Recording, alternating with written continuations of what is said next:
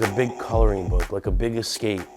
And if I can just, for 1 second, make anyone just forget and be present in the moment, then that's what the point of this whole was. And it originally was just for me. I'm Joe Ficalora, and I'm the founder of the Bушvik collective in Brooklyn, New York. My family is immigrants here. I'm first generation American, and I lost my father when I was 11 in the neighborhood in a robbery.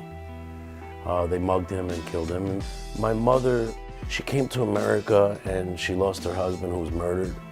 Struggled in a neighborhood that changed drastically to guns, drugs, prostitution, and violence. I was turning 30 and she was turning 60. And I had to tell my mother, who didn't speak English well at all, that she has glioblastoma and there's no cure for it. Getting diagnosed with brain cancer and her passing was like a flash. And I was there in the hospital translating and fighting with the Medicare system to pay for her pills and her chemo treatments and her surgeries.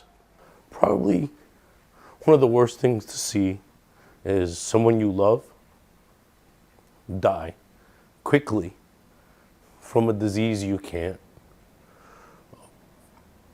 control, you can't fix with your own hands.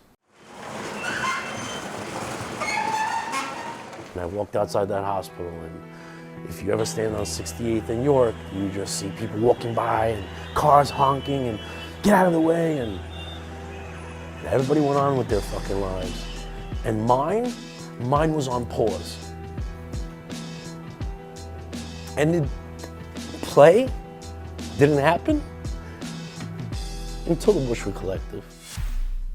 There's a lumber yard in the neighborhood, and I would go in earlier in my career in the steel company. I would go in my tie and shirt, dress clothes or suit, and clean shaven, and knock on their door and say, "Hi, I sell metal studs and steel curbs and metal decking, and how do I get your business?" And a couple years later, I was in there again, and they've known me from the neighborhood, and they said, "Well, you used to come in here all clean shaven and in a tie, and with your, and now you're like in a beard and sweatpants, and you're like, hey, I want to do this for free for you. It's like you lost your mind. What happened to you?" And I said, "I lost my mother. And yeah, I did lose my mind. And I'm trying to put it back. Can I have your wall to paint?" They're like, "Do whatever you want." When I started this project, it was for that reason. I wish I had this getaway, this escape, to see a piece go up on the wall, meet a new artist, hear their story, share some food.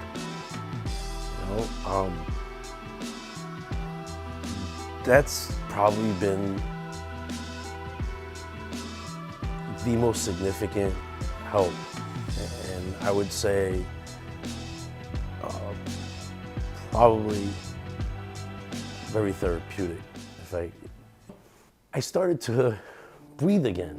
I started to actually feel, strong again inside. What I want to do with every breath is continue to have that feeling of discovering, even within my own community, within myself as a person, and growing. The beginning to the end, life is beautiful, and that's what it is with graffiti street art. There's layers and layers of stories in life, and a lot of it is inspiring. A question that I've been asked to a lot is, do you paint?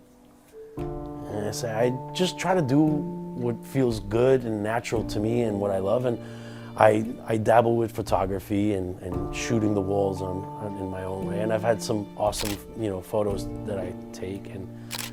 But I love bringing people together, And It's great to see how people can come together selflessly and the power it has. And all this through paint. I never would have imagined that in my whole life. That this is where I would be in or involved with or be one of the people in the culture of street art and graffiti.